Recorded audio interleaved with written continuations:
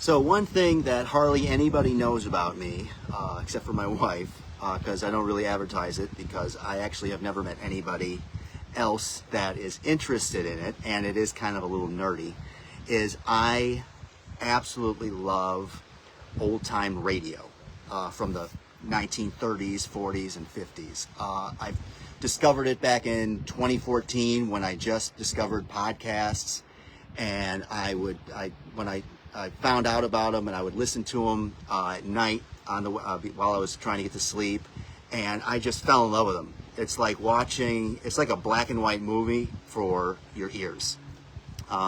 So for that past 12 years, every night I listen to them, and I absolutely love all the shows. There's, these detective shows, Philip Marlowe and Richard Diamond, and of course Dragnet was a huge show back then, and Box 13 is another mystery, and I listen to them so much now that I actually have gotten to know all the actors on the shows. I know more actors from old time radio than I do in movies now.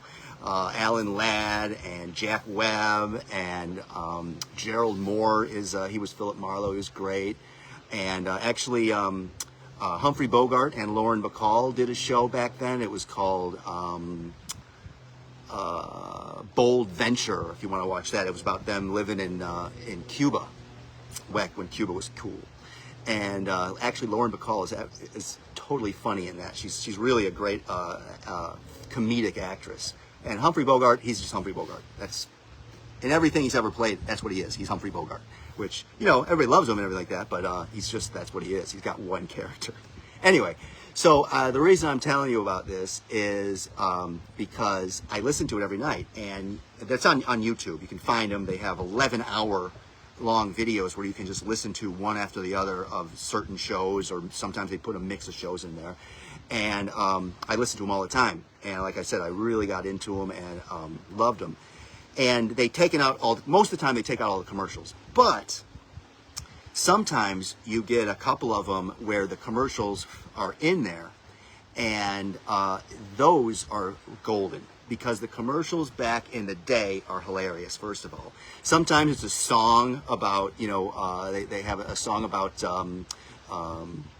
hair grease. You know what I mean? Like getting your hair grease. Or sometimes a song about, what is that one? The pink stuff for not kaopectate, but I can't remember. I can't remember what it is now. But anyway, the commercials are amazing. Now, those are like the national commercials. The local commercials are even better, because this is what these people were trying to do to get people to come out and see them. So this is back then when people didn't have Netflix, didn't have TikTok, they couldn't watch, there was no TV even at home. You know what I mean? They could go to the movies and see the movies, but that was it. So on Saturday or Sunday, they were like, that was the Sunday drive, let's go. So people would drive hours just to go see these spectacles that people were advertising.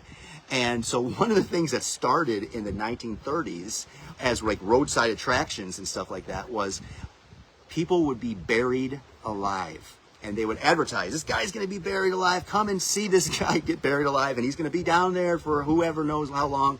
And they would do that, and people would drive hours to go and see somebody that they knew was down in 6 foot in the ground, alive in a coffin with an air tube sticking out of it.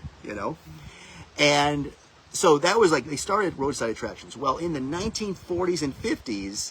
Furniture stores and car dealerships started thinking, you know what?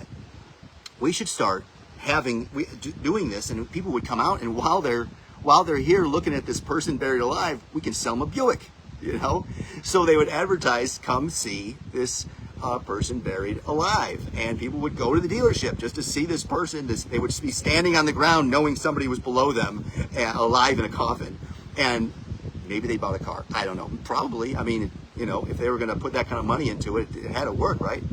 So anyway, after that, so speaking of it buried alive, in the 1950s, it actually became like an endurance sport. And there's this guy named Bill White. and he actually was like, you know what? He called up the Guinness Book of World Records and said, hey, I am going to get the Guinness Book of World Records for being buried alive. And of course, the Guinness Book of World Records back then, they would take anything. You know what I mean? You could do anything you wanted. People were sitting on top of a flagpole for days just to get the Guinness Book of World Records, right? So they're like, all right, let's do it. So they showed up and they had this big thing. It was at this bar. This guy used to go to this tavern or something, and he said, hey, he asked the owner of the tavern, hey, can I get buried alive here and have Guinness Book of World Records come and give me the world record, you know? And the bar owner was like, that sounds like a great idea. Yeah, come here. We'll dig a hole in the back alley. I'll put you down there, and everybody can come and look at you and then buy some beer. You know what I mean? That's great. That's a great advertisement. So Bill White talks his friend that owns a bar into digging this hole. And there's film of it because Guinness Book of World Record was there. TV channels were there. They were videotaped. It's 1950s, and he gets put in this box, and they give him a bit kind of a 4-inch pipe where they actually would lower food down too. And he did something for the bathroom. They don't talk about it, but he obviously had something going on down there. I don't know. I couldn't find any way that nobody spoke. Nobody spoke about that. Something happened. I don't want to even know what happened. But he was down there for 50 days in this coffin in the dark. I think that he had like a flashlight or something because he said he read books and stuff like that. So finally, when they dug him up, he was like, I could have gone longer, but the owner of the tavern was like, all right, this is enough. I need you to get out of here. I need to clean up. This is just too much. So anyway, so he gets the Guinness Book of World Records for being buried alive the longest. And I kind of miss those days because people don't do that kind of stuff anymore, because I think that we're all just stuck glued to our TV and our phones, and there's no way that I am going to drive an hour and a half to take my kids to go see somebody buried alive, right? So then they were like, well, the car dealerships were like, well, this is kind of hitting its peak. People are, this guy Bill White, he goes 50, but what's the big deal about burying somebody for the day? So they said, car dealerships always they're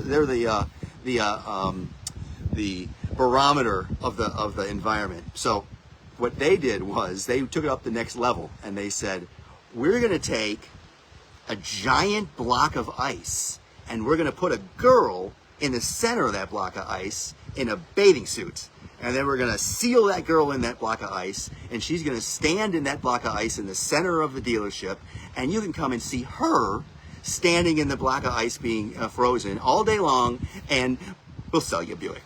And so they did that. They advertised, come look at this girl, this frozen alive, and I think what it was just basically enough space for her to kind of like move, stand there and breathe, but they slapped the two ice things together, and she stood there and froze while people came by and pointed and maybe took pictures with the big bulb that went like that, back then. And that was really popular.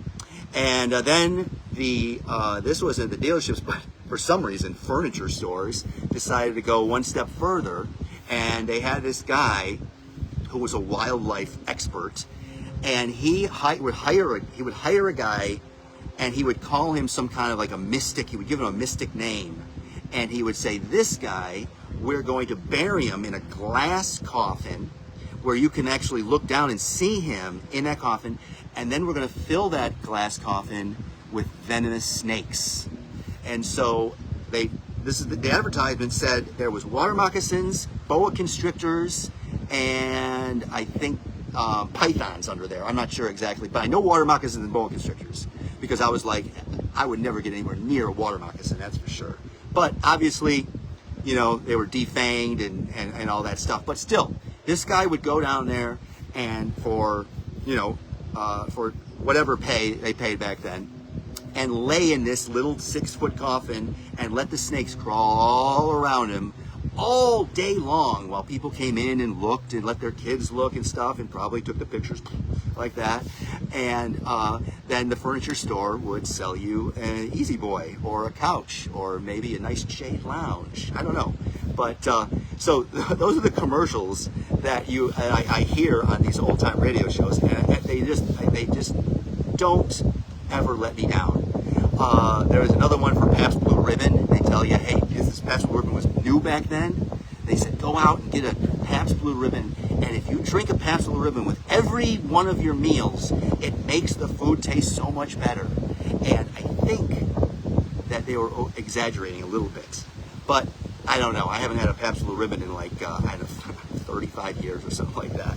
Anyway, so I wanted to ask you guys, anybody out there ever listen to Old Time Radio? I don't know, but I do every night. I know way too much about it, and I'm never going to stop, but I thought I'd share that with you. I thought that was funny. So you guys have a good day. I'll talk to you tomorrow, or maybe the next day, or the next day. I don't know. We'll see.